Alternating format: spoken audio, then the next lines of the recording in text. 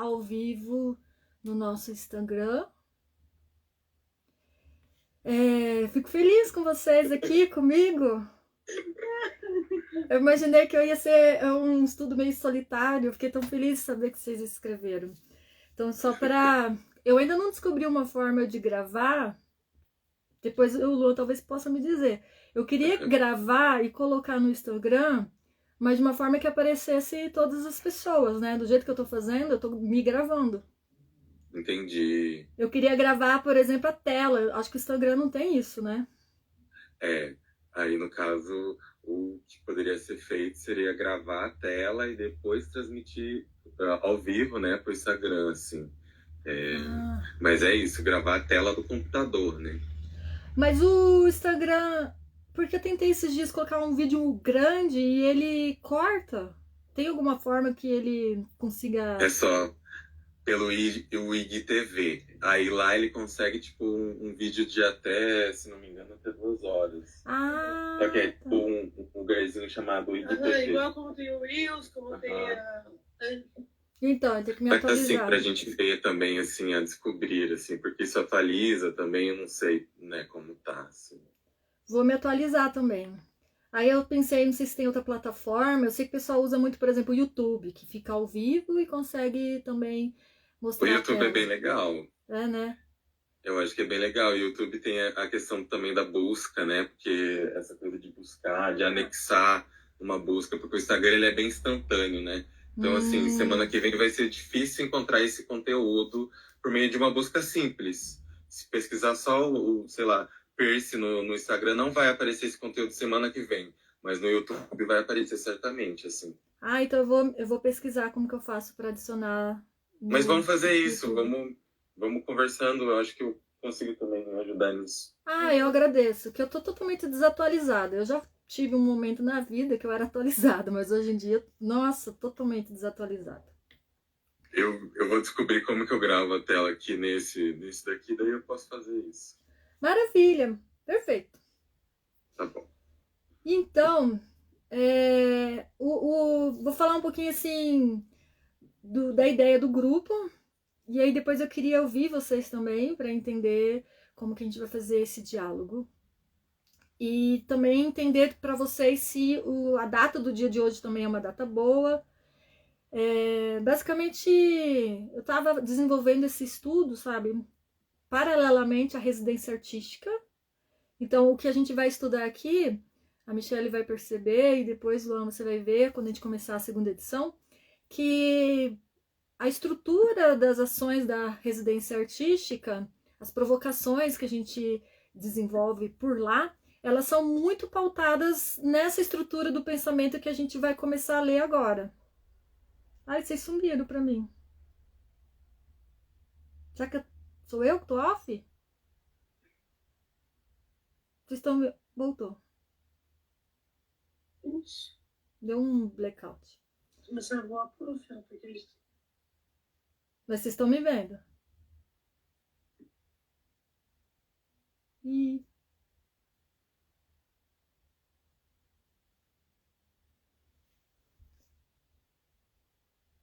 Estamos ao vivo. E a Luan e a Michelle caíram.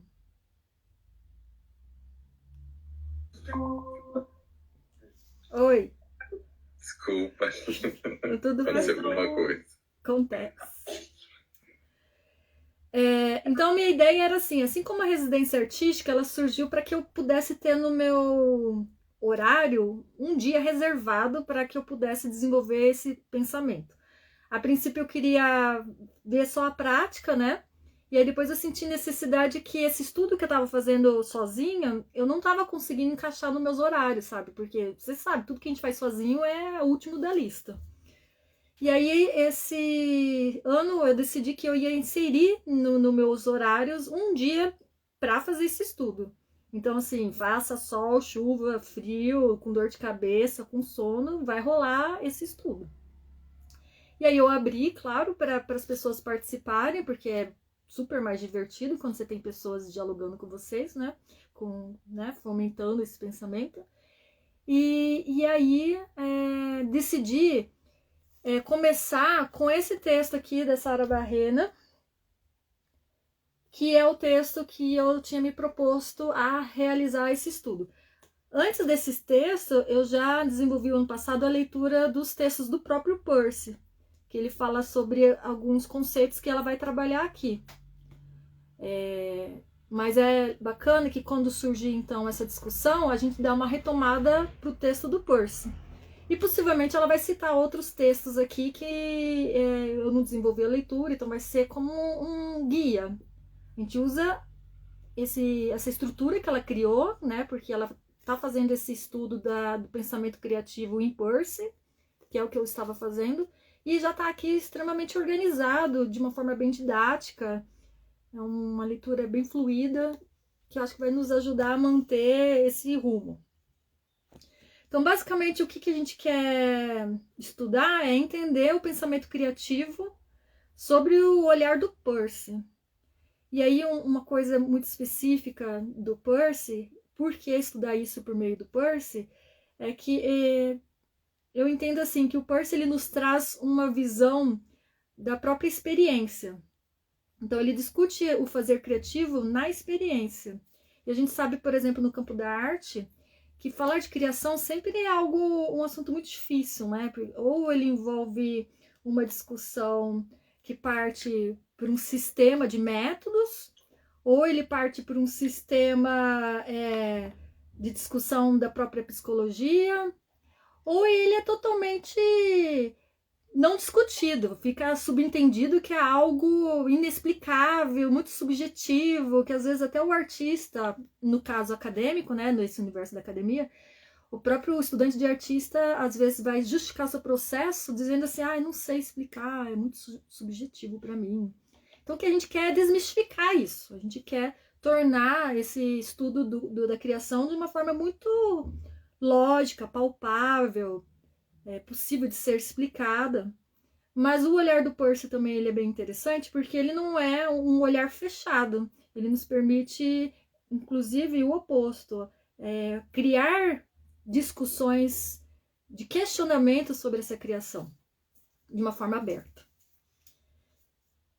Aí eu queria saber de vocês, o interesse de vocês, como que vocês chegaram no grupo, qual a expectativa de vocês, o que vocês conhecem um pouquinho do Peirce, porque daí a gente vai aliando essas demandas, necessidade de retomar algumas coisas do Peirce ou não. Prof, não li o capítulo. Sendo sincera, estou aqui, porém não li o capítulo. Mas vou ler, eu prometo. Eu respondo, né? E não conheço muito do Peirce, pelo menos não também da maneira teórica, né? Acabou que na residência a gente teve essa coisa né, de trabalhar algumas práticas de acordo com como você propôs, né? E achei interessante o meio de pensamento, né? Essa questão de estarmos sempre na criação, né? De não necessariamente ter um ponto final na nossa criação. E esse ano, né? Tipo, ano passado com a residência, foi uma proposta para mim de me dedicar, né? Dedicar tempo ao meu ser artista, né? Além do meu trabalho, além de outras coisas, porque também é isso, né? Tipo, a gente tem várias outras coisas para desenvolver no nosso dia a dia, e aí, às vezes, o tempo do ser artista, o tempo da gente conseguir ter para projetos pessoais acabam ficando distantes, às vezes, né? Então, com a residência veio essa questão de querer trabalhar o meu pessoal. E aí, quando eu vi o anúncio do grupo lá, eu achei legal, porque eu pensei, mais um momento para estar refletindo, para estar trocando ideias, né, e aprendendo sobre outras coisas também.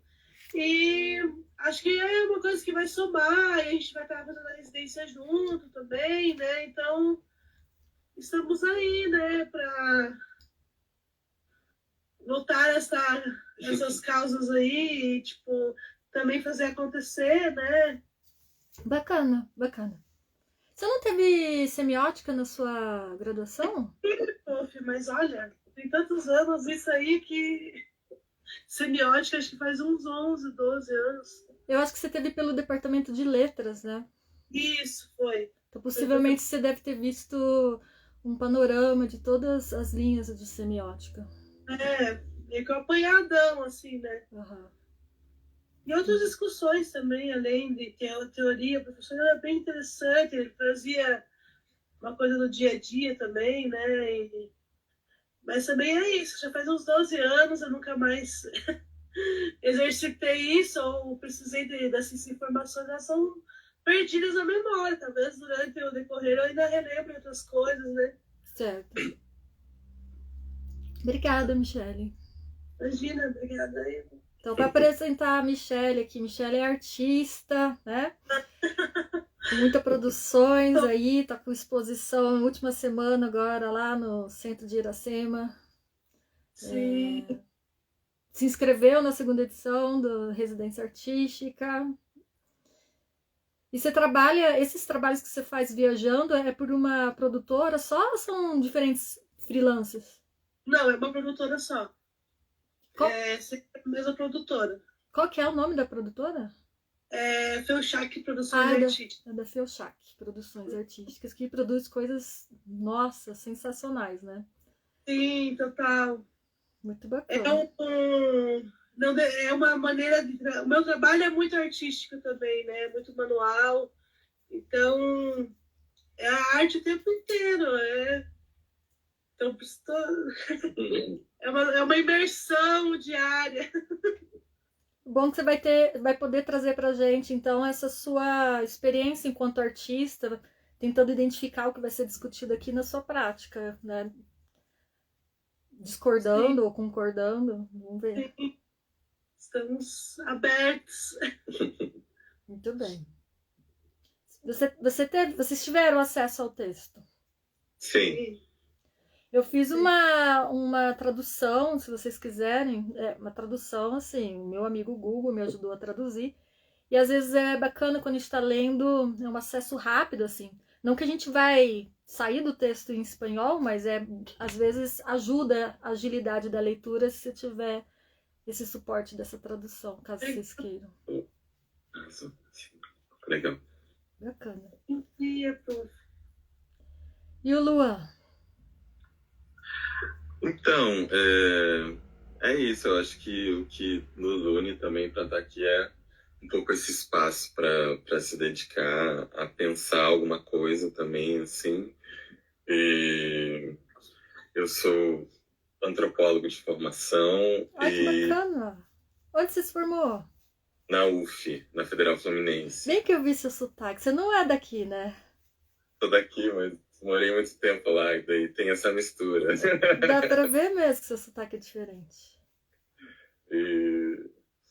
Enfim, mas aí na minha graduação eu sempre, desde o começo, me interessei muito por antropologia visual. Acabei enveredando para antropologia visual, assim como eu fiz uma graduação em antropologia, a gente via só antropologia, né? Então, várias vertentes antropológicas. E eu me especializei em duas nesse período, que é antropologia visual e etnologia indígena. Então, e aí fiz meu mestrado nisso também, assim, venho pensando no cinema indígena e trabalhando com povos indígenas desde então, com o povo Guarani em Andeva, para ser mais específico, lá do Mato Grosso do Sul, aí na fronteira, né, do Paraná com o Mato Grosso do Sul. Mas aí, apesar de ser um antropólogo, sempre estive nesse lado da antropologia visual, que é uma antropologia mais distante um pouco ali da sociologia, mas ligada à arte, né? Então, assim, sempre me interessei pela arte e, enfim, já fui aluno do curso de arte, inclusive, da Unicentro há muito tempo atrás. Ah, é? Só que que ano? Enfim, só que um ano. Você lembra que ano que foi? Não, acho que foi antes. Então eu nem tava aqui. Não, você não estava no curso, não. E no meu mestrado eu tive, enfim, eu trabalhei com análise de filme E acabei passando ali pelo Saussure e sabendo alguma coisa a respeito do Peirce, mas nunca me aprofundei assim nesse estudo, então me interessei, queria dedicar um tempo a estudar, né? Porque a gente acaba, enfim, não dedicando esse tempo, e queria me aprofundar também no Peirce. E eu acho que ele tem alguma semelhança com uma antropologia contemporânea que eu gosto muito, assim, não sei, a saber, né? A partir dessa lógica da criação, assim, do que eu li também do comecinho do livro. E é isso, assim, tô aqui para conversar, discutir, aprender. Que Trabalho bacana. com audiovisual já faz bastante tempo, com filme etnográfico, e é isso. Bacana. Seja bem-vindo. O seu mestrado você fez também no Rio? No Rio, na UF, antropologia, também antropologia visual, mas aí acabei também fazendo matérias no programa de pós-graduação em cinema, sempre tive nesses dois lugares, do audiovisual e da antropologia e da arte, essa experiência do outro também, enfim, outras maneiras de fazer arte. Muito bacana. Bacana, vai ser bem legal também esse seu ponto de vista da própria antropologia visual e da sua prática também, né? Enquanto como que você se intitula, né? Tem gente que fala videomaker, cineasta. Como que você Eu acho que eu sou um realizador audiovisual. realizador Eu acho audiovisual? Muito bem. Bem bacana, nossa, fico feliz de conhecer. Faz tempo que você está aqui em Guarapuava? faz desde 2000. Eu vim para a pandemia, durante a pandemia, aí terminei a minha graduação aqui, minha graduação não, a minha dissertação de mestrado terminei aqui, terminei de escrever aqui, defendi online, estou aqui desde então. Estou, enfim, construindo aí um projeto de doutorado, quero também esse espaço para ajudar a pensar, oxigenar a cabeça, assim, né? Que Eu acho que bacana. Você já tem um programa assim que você está namorando? tô conhecendo ainda Bacana. os programas. Quero a antropologia da UF, quando eu saí de lá, era uma antropologia muito distante dessa antropologia da arte, então não é um lugar para qual eu quero voltar, né? Apesar de ter aprendido muito e ter sido muito bacana, eles estão em uma outra vibe de pesquisa do Estado e políticas públicas, e é bem interessante, mas não é muito a minha vibe. Bacana. É legal a gente perceber até que ponto o programa está auxiliando e até que ponto você tem que ir realmente para outros lugares, né? Que é muito importante também, necessário. E para vocês, terça-feira, esse horário é bom? Eu acho que tranquilo.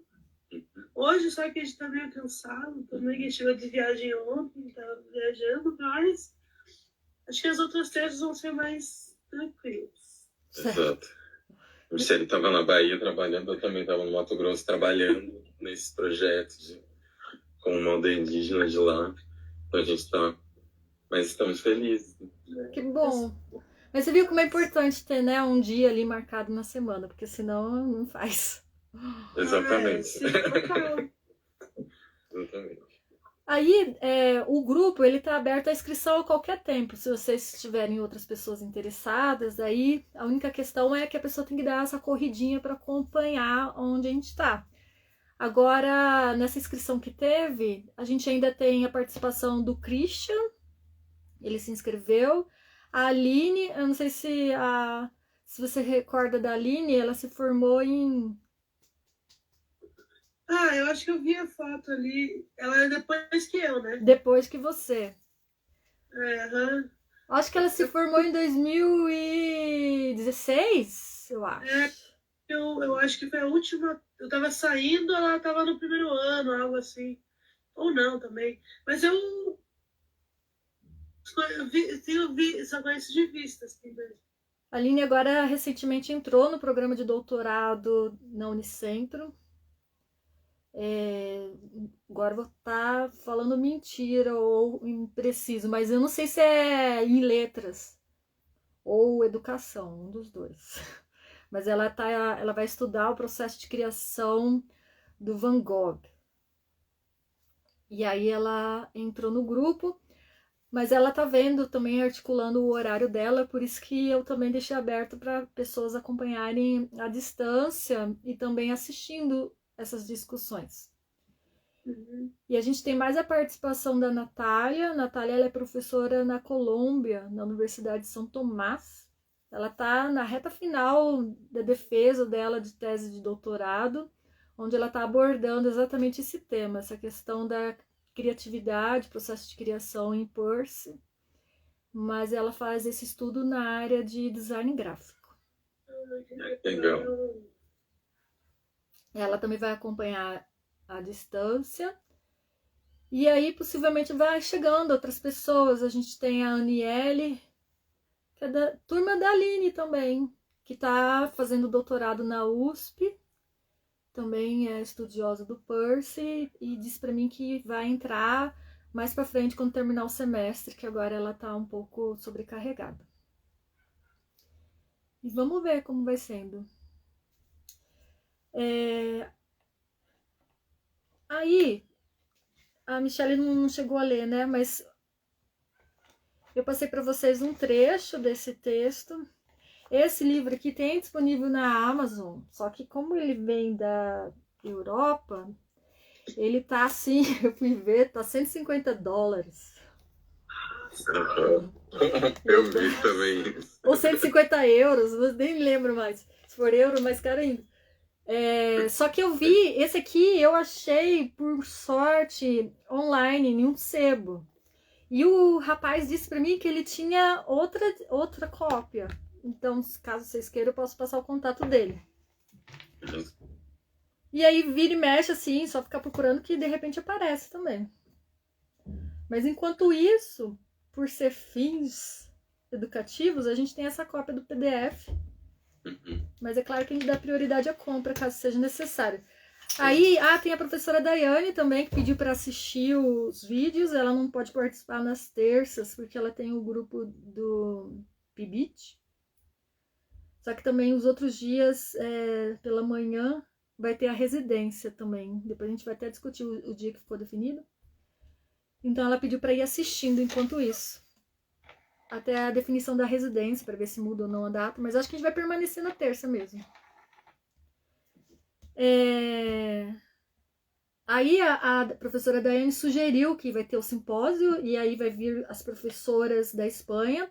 Talvez a gente vai conseguir verba. Talvez, a gente está concorrendo a um edital. E se isso for possível, eu quero convidar a professora Sara Barrena, que é a autora do livro que a gente está lendo, para vir a Guarapuava. Só que isso vai depender da aprovação do edital, vai depender da disponibilidade da professora, porque não é uma viagem fácil, né? E ela tá, se eu não me engano, ela tá em Navarra, que é na Espanha, então possivelmente ela vai ter que fazer um voo até Madrid, de Madrid até São Paulo, de São Paulo até Guarapuava. Que agora a gente tem avião em Guarapuava, mas tem que ir para Campinas. Sim, mas só que só tem em Campinas. Em Campinas, Um horário só, eu acho, né? É um horário por dia e não são todos os dias da semana. Aí isso que é a questão, porque aí dependendo da conexão, por exemplo, a gente pegou uma conexão que era em Guarulhos agora, final de semana. Então, por exemplo, não teria como vir para Guarapuava mesmo que tivesse horário, entende? Tipo, às vezes não é todo dia que tem também, então, tipo, acaba que às vezes ainda fica mais fácil ter que ir para Curitiba e Curitiba Guarapuava ainda. Mais certo, né? Porque às vezes aconteceu já mais de uma vez comigo deles desmarcarem o voo quando não tem muita procura. Aí eles desmarcam e remarcam. Ai, que horror! Já aconteceu isso comigo 2 vezes já. Que triste. Vamos processar. Não, deles dão um agrado. Um X de valor que, tipo, quase não dá pra pagar uma diária que você tem que ficar lá esperando. Mas enfim. A Sara, falar um pouquinho dela então, pra gente entender. A Sara, primeiro eu acho que é bem importante dizer assim que ela, além de scholar, né, além de ela estudar e ser professora dentro de uma universidade, que é a Universidade de Navarra, ela ter doutorado em filosofia e tal, ela também é escritora. Então eu achei isso, assim, principalmente estudando e gostando muito do Percy, que ele também, além de ser um pesquisador, ele muito tempo cientista. Então, essa visão da prática, quando a gente tem um pesquisador que ele não é apenas um estudioso observando, mas ele também faz, isso espelha muito, tanto na dinâmica da leitura do texto, quanto também no olhar que ela apresenta pra gente, um olhar bem sensível. Então, já na introdução, eu não sei vocês, eu quando eu li a introdução já senti assim essa vibração, sabe? De um texto que vai conseguir realmente nos conduzir ao estudo de uma forma muito dinâmica, assim.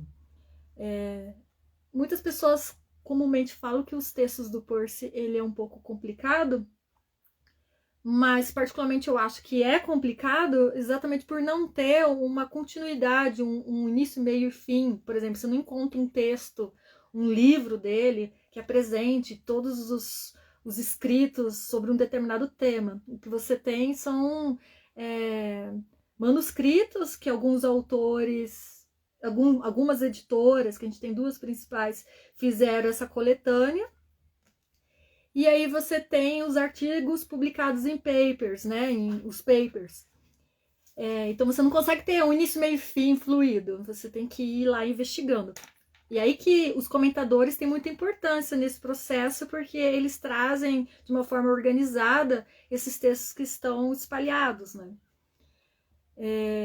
Mas a vivência prática do Percy, para mim, é o essencial, porque eu consigo perceber isso enquanto professora que ministra disciplinas práticas. Então, eu tenho, a maior parte das minhas disciplinas são oficinas. E quando não é, a gente sempre tenta transformar aquela discussão teórica em prática. E também esse pouco olhar, essa pouca vivência que eu tenho, e eu falo pouca mesmo, porque eu queria ter tido muito mais, e quero ter muito mais, que a vivência artística, né? Eu produzindo enquanto comigo mesmo. Mas eu percebo que por essas vivências, faz muito mais sentido essa discussão do processo de criação, do modo como ela apresenta.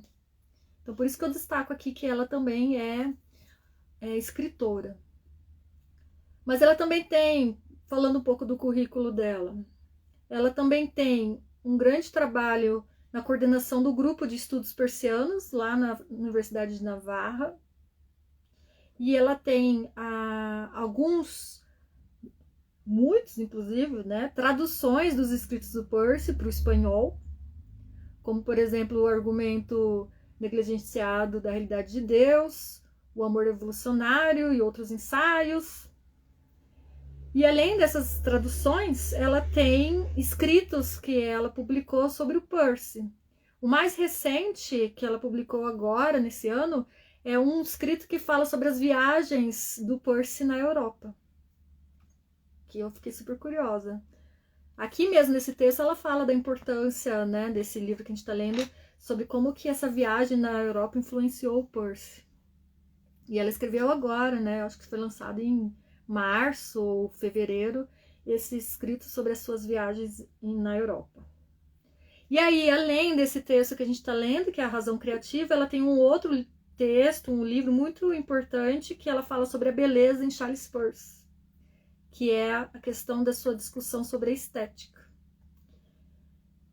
E aí a gente tem mais ou menos um panorama de como que ela tem esse suporte, né, dessa vivência enquanto coordenadora de um grupo do Percy, escritora de livros não necessariamente acadêmicos, a traduções de vários textos do Percy e essa discussão que ela traz nesses outros livros. Até que parte que você conseguiu ler, Luan? Eu li até... Deixa eu dar uma olhada aqui no meu documento aberto. Eu li o capítulo 1, né? Mas eu não cheguei a terminar de ler ele. Mas aí tem uma parte do capítulo que ela vai chegar na teoria dele em si, né? Uhum. Eu parei parte e achei... Mas... li toda a introdução, li, né, a respeito da vida dele e fui até a página... Então, deve ter sido mais ou menos onde eu parei também. Porque chega uma hora que ela começa a falar do Percy que parece que dá vontade de ter um novo respiro, né? Isso. E eu achei, assim, bem interessante. Eu não conhecia, né? Não conhecia a figura do Percy em si. Tipo, já ouvia, já vi ele citado, né? Mas não a respeito da vida dele, né? E que eu acho que é o que ela mais aborda nesse início, né? E, enfim, na introdução também, ela, né, de alguma maneira tenta introduzir essa lógica da criação pelo viés do Percy mesmo, né? E tentar se afastar também desses lugares comuns, né? Tipo, a criação como um lugar do gênio, a criação como um lugar inexplicável, ou a criação só do inconsciente, né? E acabar, não sei, de alguma maneira inexplicável, né? E eu acho interessante que ela fala justamente o contrário, né? Que talvez faz parte de uma lógica, né? De uma determinada lógica, assim, né? Eu acho que é um pouco disso, assim, né? Mesmo. Tentar compreender os processos, né? Eu gostei particularmente de como que ela é objetiva. Já desde o início ela fala que ela vai apresentar um olhar diferencial desses olhares que já foram abordados pela psicologia, principalmente, né? Pelo início da filosofia, dizendo então que ela vai explicar que essa capacidade criativa, que muitas vezes é vaga e difícil de explicar, ela é uma característica de todos os indivíduos, né? Então ela não tem nada de especial e nada de... inclusive a própria coisa criada também, ela pode ser alguma coisa criada do dia a dia, que é, né, do cotidiano. Exatamente porque a capacidade de criação, ela é um elemento central da razão. E é isso que vem colocar em questão essa dicotomia que muitas vezes é feita sobre a questão de você ser uma pessoa criativa, né? E isso a gente observa muito isso em discursos de alunos que estão em formação, né? Porque você é uma pessoa criativa, você não conseguiria ser apto a explicar o que está sendo feito. É como se a criatividade fosse algo oposto ao que é racional. Então ela vai dizer que ela vai exatamente situar essa criatividade como um elemento não apenas da razão, mas como um elemento central da razão. Entendi. E que vai então desmistificar toda essa discussão de que a criatividade é algo intocável, inexplicável, inata, né? Que só poucas pessoas que nascem com essa habilidade. Ou até em alguns contextos, como a gente vê na explicação na própria arte, né? Que ela é fruto de algo divino na história da arte tradicional. Mas exatamente que ela é algo de todo indivíduo e que se manifesta em todas as ações do nosso cotidiano. Aí o que me chamou a atenção aqui, que eu acho que é um elemento central também do texto dela e que ela vai trazer depois lá nos capítulos finais, é que ela traz na frente esse conceito de razoabilidade, que é um conceito trabalhado pelo Percy, e que ela vai dizer, então, que essa razoabilidade nada mais é do que esse esforço de a gente fazer crescer e fazer ser incorporado em nossas ações aquilo que é criado. Então ela vai dizer que essa visão da razão, da capacidade criativa como razão, vai ser explicada depois, que é o ápice do texto dela, sobre o termo usado pelo Percy, que é a razoabilidade. Mas eu queria trazer algumas coisas assim para a gente depois desenvolver isso. Primeiro, esse termo da razoabilidade, que me chama a atenção, que ela já traz logo no início. Aí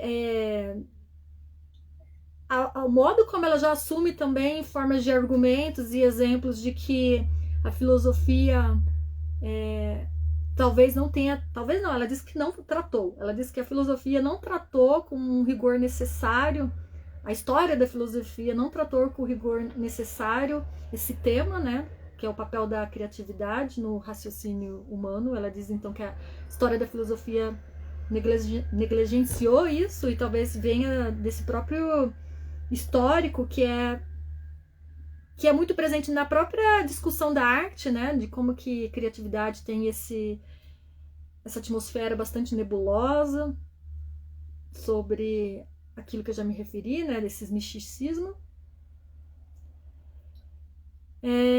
Mas os caminhos que ela propõe para discutir isso em Peirce, que ela já cita no início, que ela vai percorrer essa discussão por meio de 2 caminhos.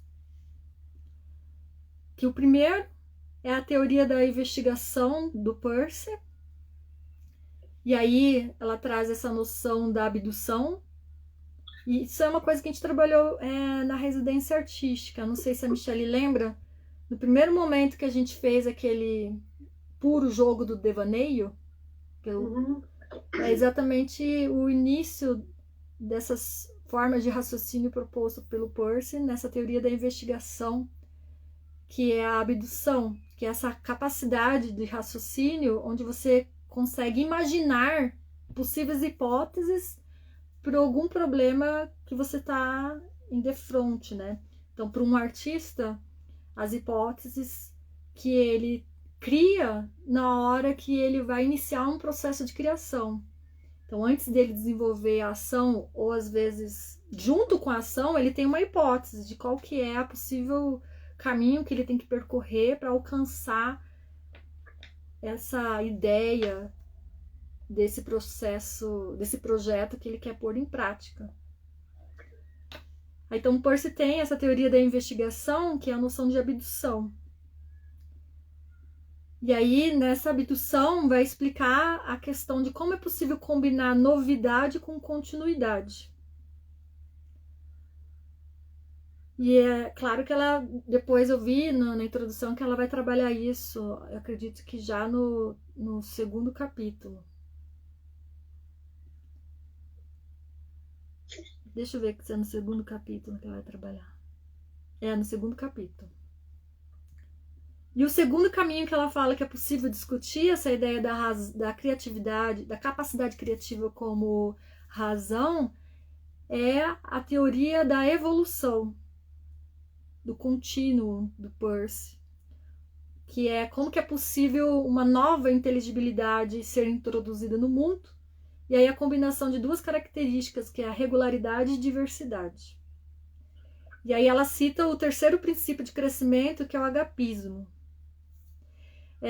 Até por isso que eu coloquei ali no nosso grupo, coloquei estudos avançados em Peirce, não é nem por arrogância, mas porque às vezes tem certas coisas que ela vai colocar no texto que é necessário um breve entendimento para conseguir associar o que está sendo explicado.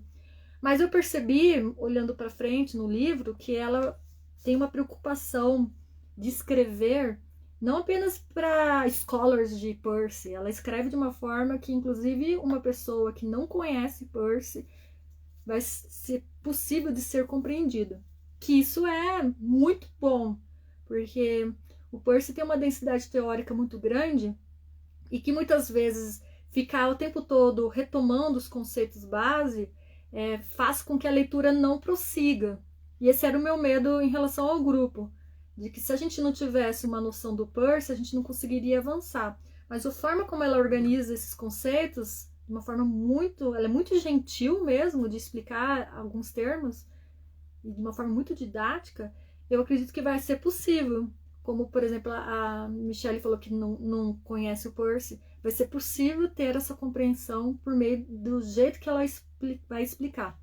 Mas ainda assim, a gente pode discutir alguns textos para complementar o que está sendo apresentado.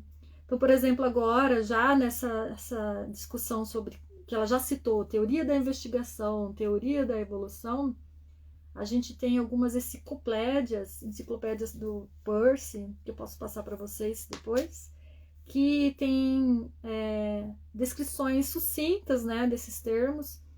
A gente também tem o dicionário da semiótica, que foi escrito pelo professor Colapietro.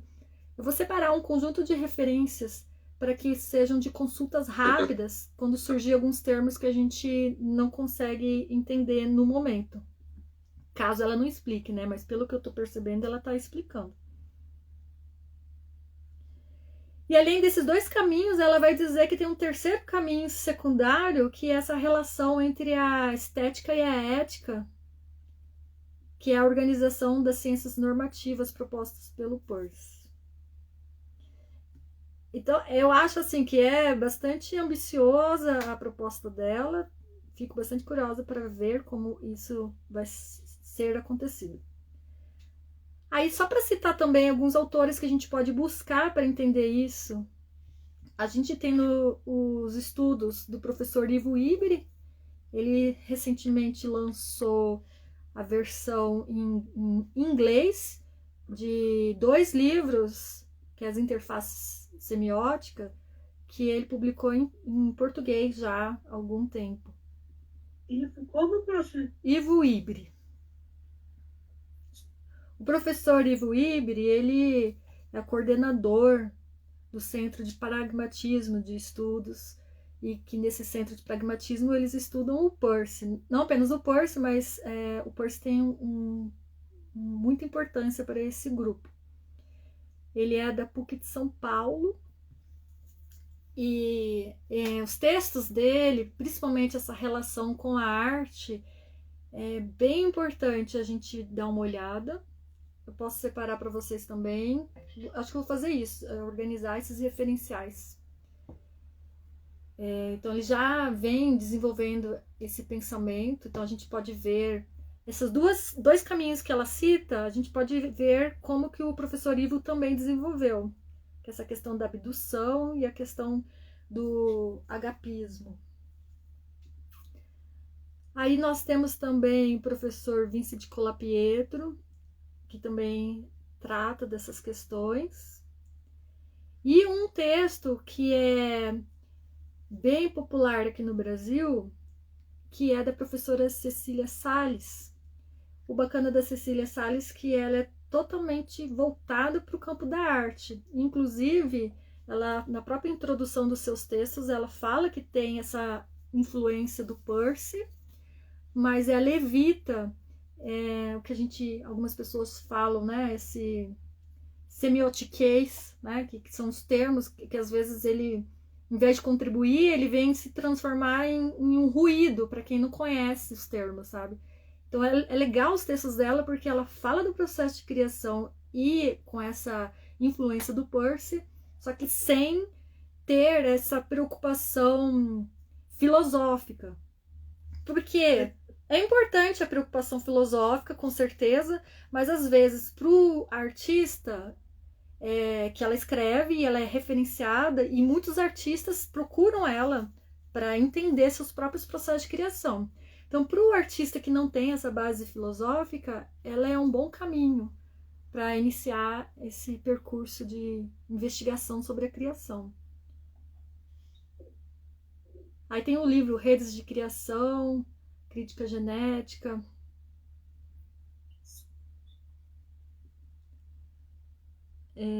Quem trabalha muito com ela aqui no curso de graduação em arte, no nosso departamento, é o professor Felipe. Eu já vi alguns alunos mencionando isso.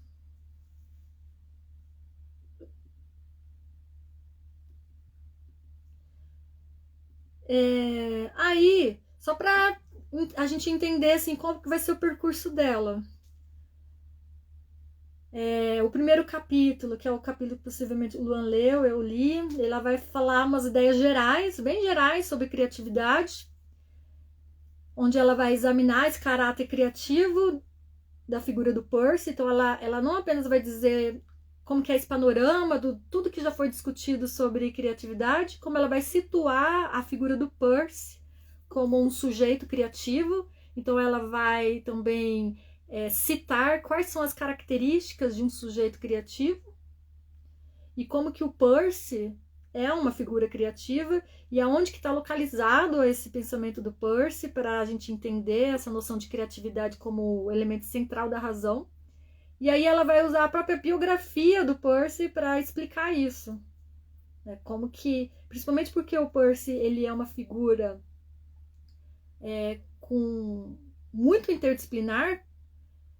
No própria disciplina, por exemplo, uma disciplina que você cursa do professor Ivo Iberi, você encontra na sala de aula pessoas da área da matemática, da filosofia, claro, mas também algumas pessoas de arte, e ele consegue integrar essas áreas de uma forma muito genial, inclusive, e que torna difícil para as pessoas que não têm a compreensão dessa área, né? Por exemplo, para mim, particularmente, toda vez que é abordado algum princípio da matemática, demora um pouco para eu entender e entender as referências citadas também e a forma de argumentativa, embora ele seja bastante descritivo nisso.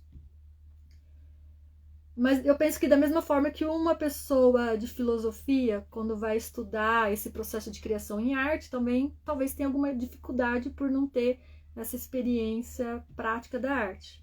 Então, é isso que é legal, porque juntando essas áreas a gente consegue ter uma visão global. Aí no segundo capítulo, ela vai entrar sobre essa questão da abdução, da imaginação e do amor criativo. Aí no terceiro capítulo, ela vai mostrar quais são as diferentes áreas que é possível observar esse crescimento e a criatividade. Para o quarto capítulo, apresentar a noção de razoabilidade. E aí ela continua num epílogo que ela vai fazer, então, a recapitular todas essas noções que ela desenvolveu anteriormente e explicar como a criatividade é esse elemento central da razão. E aí, por fim, que eu acho isso genial da parte dela e muito gentil mesmo, generoso, ela tem um apêndice que ela vai apresentar uma discussão mais prática sobre a educação criativa. Então ela vai tentar exemplificar essas ideias do Peirce, que muitas vezes é muito abstrato, ela vai tentar exemplificar isso na prática. Esqueci de uma coisa, vocês acham, Luan? Se a gente for fazer uma... eu acho que adorei, na verdade, ter esse panorama, assim, né? Que eram as minhas dúvidas, né? Tipo, acho que até onde eu consegui chegar no livro, né? Eu fiquei curioso para saber mais sobre esse conceito de razoabilidade, de evolução, qual é esse conceito, né? E de abdução também, assim, eu fiquei curioso para saber disso, achei muito interessante essa noção também estabelecida dele como da inventividade da criação como uma característica fundante, né, do humano também, né, o humano como um animal que inventa, assim. Eu acho que isso é muito interessante, assim, e está muito próximo de alguns estudos antropológicos que eu gosto bastante. Bacana. Né, do Roy Wagner. Ele inclusive, ele usa esse conceito de abdução também, o Roy Wagner. Mas eu não sei se é o mesmo conceito, né? Mas essa noção de que a invenção é a capacidade fundante do humano e da cultura, né? A cultura em vez de ser pensada como um conjunto de regras, né? Numa vertente um pouco mais sociológica, digamos assim, a gente pensar a cultura como esse lugar da invenção, né? E essa diversidade cultural também como um lugar dessa diversidade de invenções, né? E como isso também é construído com o tempo, né? Não é uma coisa que se dá de uma vez. E também lembrei muito, assim, né? Eu sempre puxo, né, para minha área, assim, mas lembrei também um pouco da ciência do concreto, do Lévi-Strauss, assim, né? De uma coisa... como o Lévi-Strauss, né, tentando enfrentar o racismo europeu para com os povos indígenas, né, que eram vistos como sem Estado, sem escrita, como pessoas, enfim, de alguma maneira de segunda categoria, ele vai falar assim, não, a gente precisa olhar para a inventividade desses povos e para a ciência que eles construíam no dia a dia deles, né? E essa coisa de inventar desde modos de comer e várias formas culinárias, até mitos, e como isso é ligado também à experiência do dia a dia, assim, né?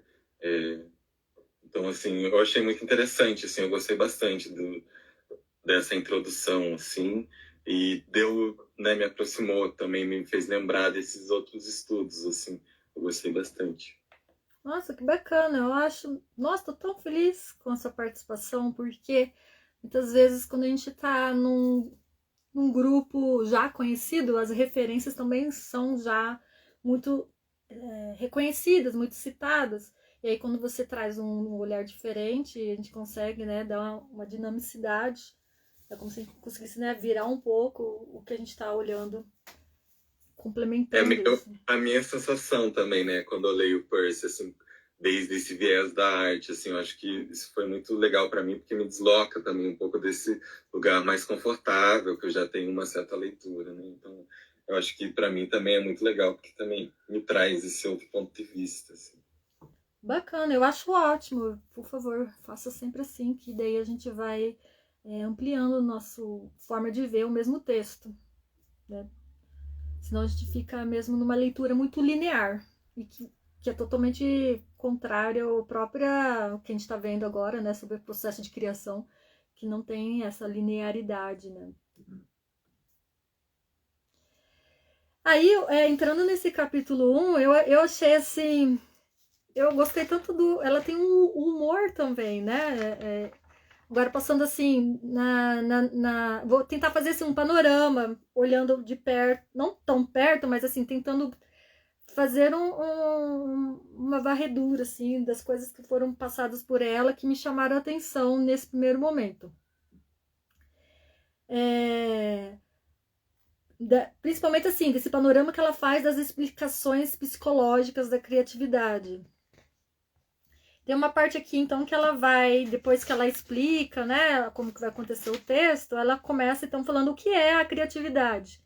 E aí ela parte dessa discussão de como é nebulosa, né, essa atmosfera que envolve a criatividade, e ela vai mostrar isso, o porquê que às vezes é dessa forma, indo tanto na filosofia, citando o pensamento platônico sobre essa habilidade de associar a capacidade humana, de criar com algo que tem uma intervenção divina, mas aí ela também cita o Freud, né, que fala que essa criação tem a ver direta com esse mundo sombrio do subconsciente.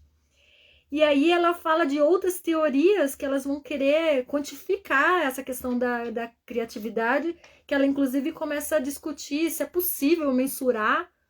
E também, assim, para que mensurar, né, essa habilidade de quantificar se a pessoa quanto criativa que ela é.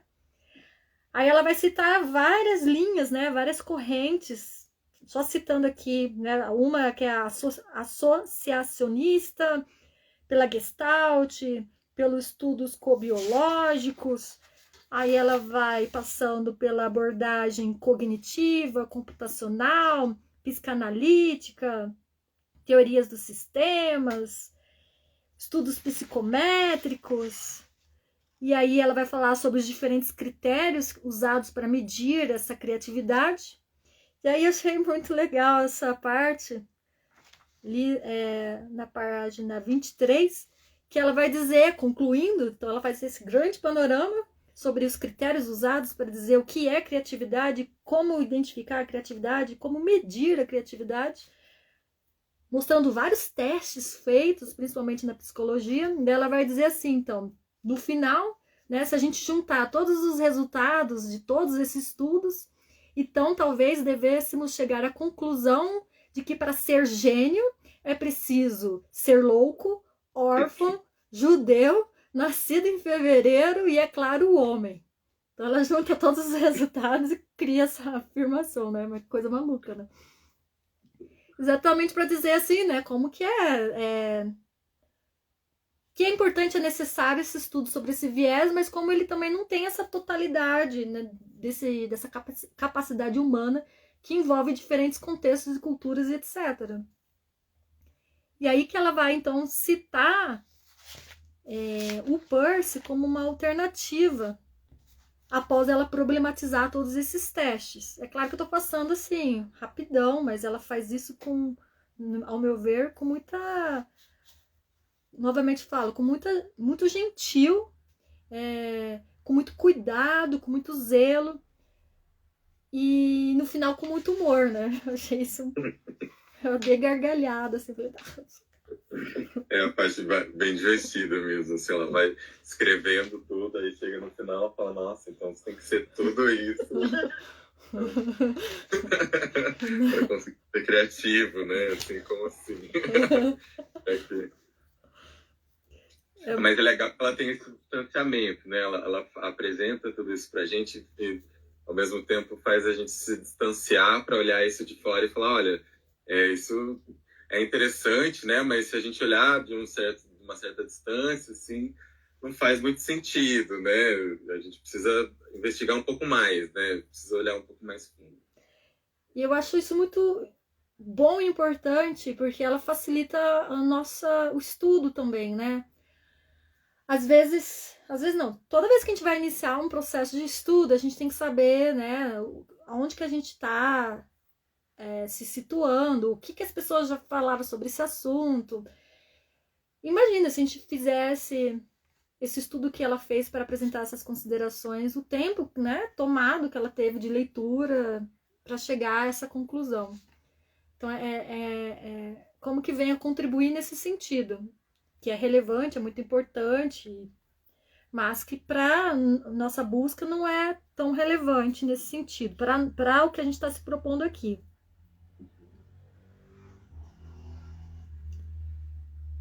Então ela vai falar que essas investigações elas são muito mais descritivas do que explicativas. E que se faz necessário, né, na opinião dela, além de medir, analisar, testar, na opinião dela, e ainda coloca assim, na minha opinião, é preciso explorar e entender. Aí depois que você explora e entender, aí você pode explicar melhor isso. Então, esses testes, medições, descrições, eles não servem para distinguir quem é um gênio, apenas para saber até onde eles vão em uma escala, e também não serve para dizer, né, para sermos mais ou menos criativos em relação ao que foi constatado nessas pesquisas. Então, não melhora nossas vidas, nosso trabalho, nossa educação com os nossos filhos. E aí ela clama, depois de chegar a essa constatação, que é necessário vir a compreender o que é criatividade com uma abordagem mais global, abrangente e multidisciplinar, alicerçada na experiência, mas não simplesmente experimental. Então, os dados oferecidos pela psicologia e pela neurobiologia são úteis e constituem um importante ponto de partida, mas é preciso ir além disso. E aí que ela inicia as características do ser criativo. Que eu achei bem bacana, assim. Que ela também organiza isso de uma forma bem clara, bem objetiva, muito gentil. Que ela vai dizer, então, o que é ser criativo? Ela parte de uma referência de um dicionário bem simples, né? Que o processo criativo é definido como qualquer processo que resulta em algo novo. E aí ela vai explorar essa ideia do que é essa pessoa criativa, que é capaz de inventar, imaginar, fazer algo novo, original, e que a criatividade é vista como um resultado de vários processos mentais que são usados para gerar e desenvolver essas novas ideias. Aí também não vou passar a fundo, mas só para levantar o que ela coloca, quais são as características desse sujeito criativo. Primeiro ela fala que é a novidade. O sujeito criativo é aquele que cria novidades. Então, as ações criativas do sujeito, elas são aquelas ações que deliberadamente enriquecem o mundo com alguma coisa nova. E ela vai dizer, mas o que é esse novo? Porque o novo, ele não é apenas algo que é diferente do passado, mas ele é algo que ele tem uma nova relação sobre aquilo que é inteligível. Então, que existe uma diferença sobre o novo, que é ser inteligível de uma forma diferente. Aí ela vai falar que outra característica é a questão da continuidade. Aí me lembrou muito um termo que o Colapietro fala, que é apropriação e articulação. Então é algo novo, mas ele não está desassociado ao que veio antes. Esse termo articular, se apropria e você articula, desenvolvendo uma continuidade do que foi antes, só que com uma nova forma inteligível. Então é necessário ter essa continuidade. Então ela fala que tem uma dependência entre a experiência, só que tem que ir além do conhecimento do passado. Então esse diálogo entre antigo e novo. A outra característica que ela vai falar que é a originalidade. E aí ela vai pôr em questão sobre qual que é a diferença da originalidade e do novo. Então a originalidade, ela diz que tem a ver com se expressar de uma forma pessoal. Então é uma característica única daquele que está se propondo. Então não é apenas uma nova inteligibilidade, mas ele parte desse olhar pessoal daquele que está inventando. Então tem um aspecto particular, mas ao mesmo tempo não é só particular. Ela coloca que é necessário estar aberto a se relacionar com os outros. Então é um abrir-se aos outros. E aí outra característica ela vai falar que é o valor. Então aquilo que está sendo criado, ele tem que agregar algum valor.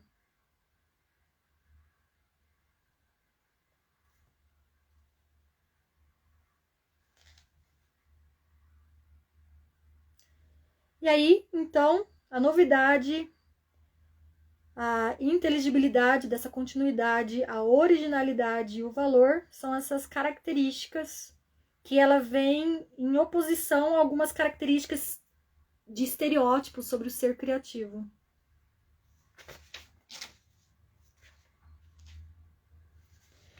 E aí depois que ela coloca em questão o aspecto de intuição também, que eu acho que ela vai explicar melhor mais pra frente, que na concepção do Peirce, a intuição nada mais é do que não existe algo, que essa intuição nada mais é que trazer à tona algum conhecimento já vivido para uma situação nova.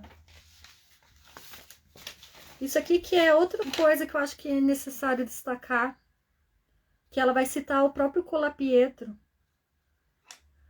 sobre a autoconsciência. E que essa autoconsciência é o único modo como a gente consegue perceber quem nós somos por meio de algo que é diferente de nós mesmos. E que é esse diferente de algo, que é essa diferença de que é algo de nós mesmos que nos gera essa autoconsciência. Isso é super complexo, né? Bem complexo, mas isso eu fico feliz quando eu leio essas coisas nesse sentido, porque sabe que no contexto de formação desses artistas, estudantes de arte, geralmente estar diante daquilo que é diferente de si mesmo é muito traumático, né? Então a pessoa tem uma ideia fechada com ela mesma, e quando alguém vem com alguma coisa diferente daquilo que ela entende, ela, principalmente se é uma criação dela, ela vê isso como algo muito, muito ruim, né? E muitas pessoas não expõem o que pensam, por exemplo, exatamente porque não querem sentir essa resistência de que é algo diferente. E é exatamente por ela não querer sentir a resistência que ela não desenvolve suas ideias. Porque ela está fechada, né? Ela está fechada em si mesma, ela não está aberta ao outro. E é exatamente essa relação com o outro que vai desenvolver e evoluir seu pensamento. É igual se a gente for ver, por exemplo, a frustração do artista diante de uma técnica. Então, A Michelle, que trabalha com várias técnicas. E técnicas que ela está descobrindo, né? Então, digamos que a Michelle tem um pensamento sobre o que vai ser a proposta dela, e ela escolhe uma técnica imaginando como vai ser esse fazer, e na hora de executar, o material se comporta totalmente diferente daquilo que ela quer. A Desirê tá falando isso porque ela já me viu no passado. Exatamente, Michelle, isso é perfeito exemplo. Aquela cena ficou guardada, né?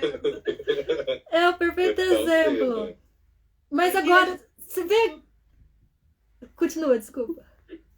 O Lula perguntou qual cena a gente estava fazendo escultura, e a gente fazia a base na argila para fazer o molde, né, da forma em gesso. E aí, quando eu comecei a colocar o gesso na argila, como a minha escultura estava meio grande, assim, caiu metade dela. E aí, tipo, eu chorei. Eu disse, volta aqui, vamos fazer, eu não quero mais. Era um sábado, né? Puro ali. E eu, ai, não, mas aí a Zé me ajudou e salvou, né? Mas é uma coisa que acontece, a gente não tem essa previsibilidade, às vezes, de como que vai comportar. Você vai pesquisar sobre a técnica, você vai pesquisar sobre o material, você vai pesquisar várias coisas, mas a hora que você vai para a prática, às vezes é tudo tão simples, né? E na prática a gente vai encontrar diversidades e dificuldades que às vezes a gente não está preparado para isso. Mas eu gosto de comparar a Michelle ali da academia, que estava em formação acadêmica, e a Michelle de hoje, depois de quase 10 anos, né? Foram. Uma década. A Michelle que estava lá fazendo escultura e argila, e quando a argila caiu no chão, você simplesmente parou, né? Você parou seu processo de criação e falou, acabou, não quero mais, né? Deu para mim. Então você viu a resistência do comportamento da matéria como algo que estava te impedindo de desenvolver, e você, no lugar de o que é que deu errado e o que eu posso fazer diferente, você simplesmente encerrou seu processo de criação. A Michelle de 10 anos depois, que agora trabalha todo dia com uma técnica diferente, ela na verdade está explorando o fazer, e o fazer, conforme você está ali lidando com a matéria, que você está percebendo o jeito, aquelas descobertas que você está fazendo, elas são incorporadas na próxima obra que você vai fazer. Você já percebeu isso? Sim, sim. Então você está incorporando essa resistência anterior em aprendizagem. Não, total. E antes, onde, por exemplo, a imperfeição, ou quando chegava numa resistência dessa, para mim era o fim, hoje em dia, na verdade, continua existindo, sabe? O processo que tá acontecendo não deixa de existir. Por mais que ele não tenha o resultado que eu esperava, ele não existe. Ele não foi um processo criativo, né? Tipo, eu esperava que ele tivesse um resultado X. Chegou na hora, ele apresenta um resultado totalmente diferente. Esteticamente, nem é sendo que eu achei bonito, entre aspas, né? Mas eu estou satisfeita com o resultado visual dele. Mas ele teve um processo criativo para existir, né? Para acontecer, indiferente de como ele ressoa para mim. O processo ele aconteceu. Então também tem essa outra visão, né? Eu acho. E esse perfeccionismo tentando ser quebrado, né? Então eu tenho uma questão muito forte, assim.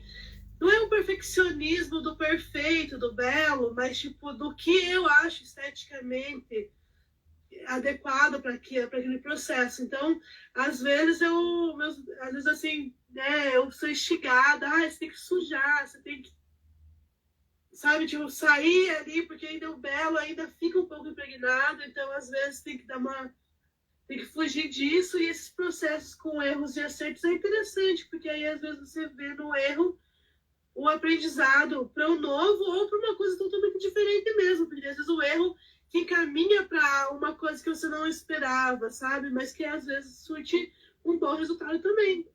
Mas tem que ser negativo. Mas sabe que, no meu entendimento, assim, é exatamente esse momento de muito conflito e pesar e drama, né? É um trauma. Mas não é... Mas sabe, Michele, que não é só você, é muitos artistas em formação. Porque ainda tem enraizado mesmo, a gente tem enraizado esses conceitos de criação de uma forma muito mística, muito romântica, muito religiosa. Então a gente fica realmente esperando a gente fica nessa expectativa de querer ser gênio, entendeu? Esses conceitos. Os sinos vão tocar quando você terminar. Sim, e que tudo que você vai fazer realmente é muito genial, entendeu? Bateu em você, você fez, aquilo aconteceu. E aí você vai percebendo que, na verdade, o processo de criação não tem nada disso, né? O processo de criação, na verdade, esse processo da autoconsciência, que é esse momento que você leva um tapa na cara, é o momento que você tem a autoconsciência do que você está fazendo, né? Porque se tudo se comportar exatamente como você espera, você não consegue nem ter esse feedback do que está sendo feito. Você só entende realmente a resistência do seu fazer a partir da resistência do outro. Sim. Porque senão nada mais vai ser do que um conjunto de ações automáticas. Porque se você tem domínio, e se você tem realmente a prática do fazer, que nada faz ser difícil, na verdade é tipo escovar os dentes, né? É automático. Você vai lá, você nem tá vendo. E o processo criativo não é automático, né? Ele não é um escovar dente, nem estou percebendo. Ele é realmente um fruto de luta para conseguir mediar essas coisas que estão vindo de forma contrária ao que a gente quer. Sim. E é o que é, na minha opinião, se a gente quer falar de algo lindo e belo, é o que é o mais belo, né? Na minha opinião. Sim, total. Legal. Porque aí a gente também vê, e essa coisa da residência também, de ver, né, que foi o que a gente discutiu na última reunião que a gente teve, né, no dia que a gente se reuniu no Iracema, sobre como cada um também tem um jeito de lidar e de construir e de organizar seus pensamentos, e de que a gente não precisa seguir uma regra, porque também assim, a gente sempre espera de que, para eu pintar, eu vou ter que ser assim, assim, eu vou ter que trabalhar dessa maneira, eu vou ter que trabalhar com determinado material, eu vou ter que... E quando você vê, não, você realmente pode trabalhar como vem na mente, tipo, não necessariamente você precisa ter uma linha que você vai seguir sempre, então às vezes você vai ir para uma maneira mais racional, às vezes você vai para uma maneira mais emocional, e às vezes é mais técnico, às vezes é mais experimento, então você pode ser um mix de... Você também pode agregar muita coisa na tua forma de construir, né, e de pensar. Então isso é interessante, a gente sai dessa caixinha, né, de que a criatividade é algo que é quase endeusado, né? Então, é muito... Eu acredito que é muito também do... Lógico que todas as referências que a gente tem de vida, né? E todas as experiências também vão acabar somando nisso. Sim. Então... Parte disso, né? Parte das experiências, na verdade. Exato, porque às vezes a gente fica muito preso ali, é um livro, é um teórico, mas e daí o que você viveu, né? O que pulsa em você, o que você sente, né? Eu achei muito legal o teórico lá, o artista tal, que usa a técnica tal, e vou reproduzir essa técnica, vou usar essa técnica, e tecnicamente ser perfeito. E não que isso seja um problema, mas também tipo, é legal você também poder depositar num processo criativo, além da teoria também, as suas próprias vivências e suas percepções do mundo, né? Sim. Eu acho que isso é uma coisa da criatividade que é bem interessante também, que é uma soma de fatores. Sim. E aí parece que no nosso imaginário tem duas concepções, né? Assim, o senso comum, ou é muito religioso, inspiração divina, ou você tem que seguir um planejamento lógico para alcançar aquilo. Me lembrou o Cris falando assim, falam que todo artista tem que ter um caderno do artista com esboços, mas eu nem faço esboços, mas eu tenho um caderno. Aí ele fala, eu tenho o caderno do artista porque eu gosto na verdade, ele idealiza as obras, depois ele faz a representação do que foi executado, né? Então o caderno do artista dele é uma coisa posterior à obra. Então, pra gente ver que, né, não tem essa regra, né? Vou explorar minhas ideias por meio de esboço? Às vezes não, às vezes eu quero realmente ir direto pra tela, não tem... como é particular, não é? Então, não é totalmente mágico e religioso e não é totalmente sistematizado, ordenador. Sim. O que é isso que a gente vai perceber? Rígido, né? Não necessariamente precisa disso, né? Mas há quem também acha que é bom para criar, então para todo mundo livre, né? Sim. Aí, só pra gente, tô vendo agora o horário que tá quase nos nossos horários, horário de conclusão. Queria só concluir essa parte aqui pra gente iniciar no outro momento.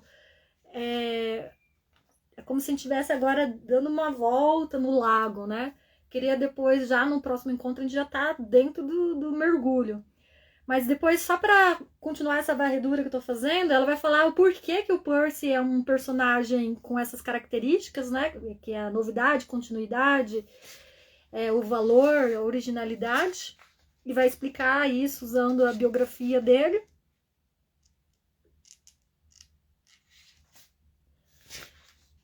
Que vale muito a pena a leitura, porque achei que ela desenvolveu isso de uma forma bem interessante. E aí depois ela vai iniciar a parte que eu acho que merece atenção para a gente iniciar o próximo momento, que é a noção de criatividade na filosofia do Percy. E aí ela vai se aprofundar nisso, que eu acho que é o momento que a gente pode continuar na próxima semana. Ótimo, prometo que eu vou ler até a próxima. Porque com a leitura você consegue ampliar a discussão, né?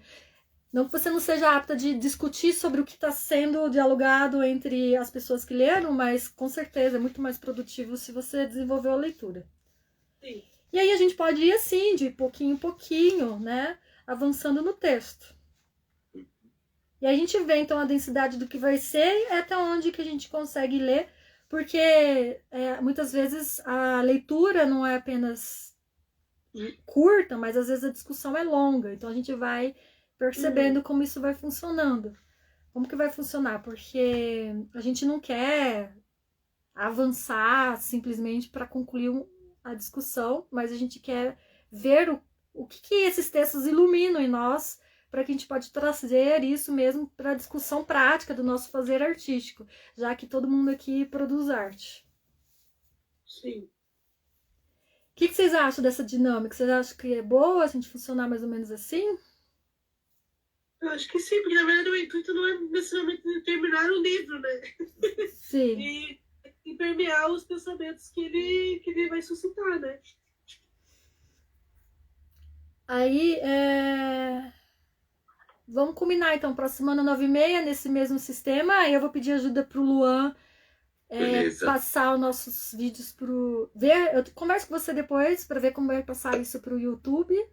Que realmente daí o sistema de busca fica ali, porque aqui a gente tá online. Eu consigo ver quem tá online. Como que a gente faz pra.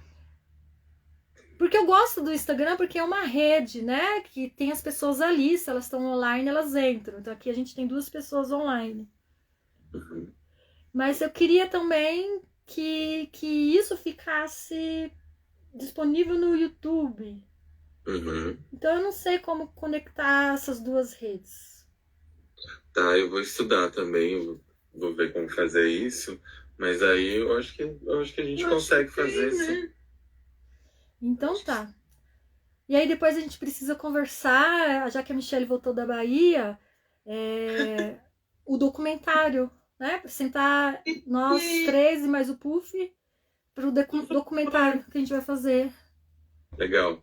Depois você me fala que dia que a gente pode se reunir. Acho que podia ser um contexto bem informal, nada acadêmico, pra gente realmente desenvolver as ideias e ter alguma coisa para apresentar antes da reunião.